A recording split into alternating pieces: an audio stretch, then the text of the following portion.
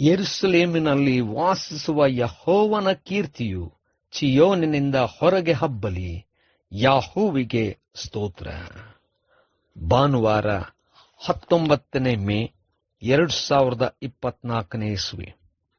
ಈ ದಿನದ ವಾಕ್ಯ ಧ್ಯಾನಕ್ಕಾಗಿ ನಾನು ಆರಿಸಿಕೊಂಡಿರುವಂಥ ವೇದ ಭಾಗವು ಮತ್ತಾಯನು ಬರೆದ ಸುವಾರ್ತೆ 12ನೇ ಅಧ್ಯಾಯದ 6ನೇ ವಚನ. ಆದರೆ ಇಲ್ಲಿ ದೇವಾಲಯಕ್ಕಿಂತ ಹೆಚ್ಚಿನವನು ಇದ್ದಾನೆಂದು ನಿಮಗೆ ಹೇಳುತ್ತೇನೆ. ನನಗೆ ಯಜ್ಞವು ಬೇಡ, ಕರುಣೆ ಬೇಕು ಎಂಬುವಂಥದ್ದೇ. ಕರ್ತನಲ್ಲಿ ಪ್ರೀತಿಯುಳ್ಳ ದೇವ ಜನರೇ, ಶುಭೋದಯ. ದೇವರಿಗೆ ಮೆಚ್ಚುಗೆಯಾಗಿರ್ತಕ್ಕಂಥದ್ದು ಸಂಪ್ರದಾಯವಾಗಲಿ ಯಜ್ಞವಾಗಲಿ ಅಲ್ಲ, ಕರುಣೆಯೇ, ವಿಧೇಯತೆಯೇ. ದೇವರ ನಾಮಕ್ಕೆ ಸ್ತೋತ್ರ ಉಂಟಾಗಲಿ.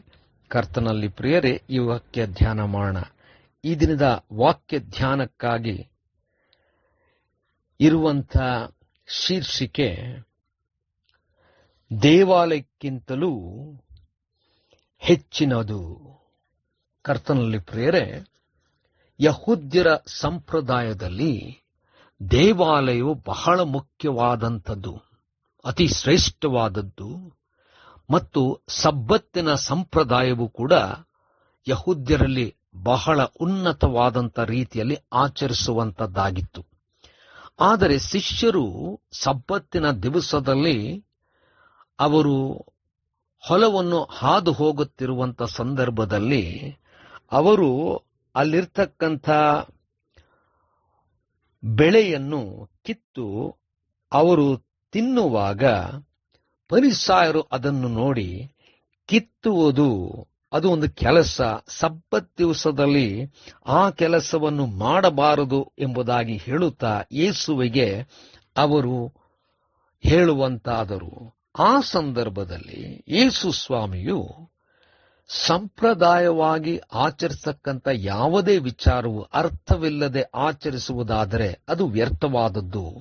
ದೇವರು ಇದನ್ನು ಅಪೇಕ್ಷಿಸುವಂತವನಲ್ಲ ಎಂಬುದಾಗಿ ಸ್ಪಷ್ಟವಾಗಿ ಹೇಳುತ್ತಾ ದಾವೀದನು ಮಾಡಿದಂಥ ಕಾರ್ಯವನ್ನು ನೆನಪಿಗೆ ತರುವಂತವನಾಗಿದ್ದಾನೆ. ಆದರೂ ಯೇಸು ಸ್ವಾಮಿ ಹೇಳುವಂಥದ್ದೇನೆಂದರೆ, ಸಂಪ್ರದಾಯಕ್ಕಿಂತ ಕರುಣೆ, ವಿಧೇಯತೆ ಇವುಗಳೇ ದೇವರಿಗೆ ಮೆಚ್ಚುಗೆಯಾದದ್ದು. ಮತ್ತು ಅದಕ್ಕಿಂತಲೂ ಹೆಚ್ಚಾಗಿ ಯೇಸು ಹೇಳುವಂಥದ್ದು, ದೇವಾಲಯಕ್ಕಿಂತಲೂ ಹೆಚ್ಚಾದದ್ದು ನಿಮ್ಮ ಮುಂದೆ ಇದೆ. ಅಂದ್ರೆ ದೇವಾಲಯದಲ್ಲಿ ಹೋಗಿ ನಾವು ಯಜ್ಞ ಸಮರ್ಪಿಸಿ ನಮ್ಮ ಪಾಪಗಳನ್ನು ಅರಿಕೆ ಮಾಡುತ್ತೇವೆ. ಆದರೆ ಆ ಯಜ್ಞವೇ ನಮಗೋಸ್ಕರವಾಗಿ ಪಾಪನು ಹೊತ್ತಂತವನೇ, ನಮ್ಮ ಮೆಸ್ಸಿಯನ್ನೇ ನಮಗೆ ಬಿಡುಗಡೆ ಮಾಡುವಂತವನೇ ನಮ್ಮ ಮುಂದೆ ಇದ್ದಾನೆ. ಅದನ್ನು ಅವರು ಗುರುತಿಸಿಲ್ಲ ಎಂಬುದಾಗಿ ಸ್ವಾಮಿ ಹೇಳ್ತಾ ಇದ್ದಾನೆ. ಕರ್ತನಲ್ಲಿ ಪ್ರಿಯರೇ, ಯೇಸುವೆ ನಮ್ಮ ವಿಮೋಚಕನು, ಯೇಸುವೆ ನಮ್ಮ ವಿಮೋಚನೆಯೇ ಹೌದು. ಇದನ್ನು ತಿಳ್ಕೊಂಡಾಗ ಬೇರೆ ಯಾವ ಸಂಪ್ರದಾಯಗಳು ಕೂಡ ದೇವರಿಗೆ ಅದು ಮೆಚ್ಚುಗೆ ಆಗಲಾರದು. ಯೇಸುವನ್ನು ಅರಿತು ಯೇಸುವಿಗೆ ನಮ್ಮನ್ನು ಸಮರ್ಪಿಸಿಕೊಂಡು ಯೇಸುವಿನಲ್ಲಿ ನಮ್ಮನ್ನು ಒಪ್ಪಿಸಿಕೊಡುವಾಗ ನಿಜವಾದಂಥ ಪರಿವರ್ತನೆ, ನಿಜವಾದಂಥ ಪಾಪ ಕ್ಷಮಾಪಣೆ, ನಿಜವಾದಂಥ ವಿಮೋಚನೆ ಆಗುವುದು. ಅದನ್ನು ಗುರುತಿಸೋಣ.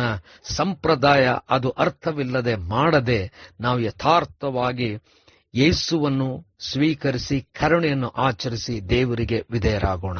ಕರ್ತನೇ, ದಯಮಾಯ ಸ್ವಾಮಿ, ಕೊಟ್ಟಂತ ವಾಕ್ಯಗಳಿಗಾಗಿ ಸ್ತೋತ್ರ. ಬಲಪಡಿಸು. ಯೇಸುವಿನ ನಾಮದಲ್ಲಿ ಪ್ರಾರ್ಥನೆ ಬೇಡಿದೆವು ತಂದೆಯೇ, ಆಮೆನ್.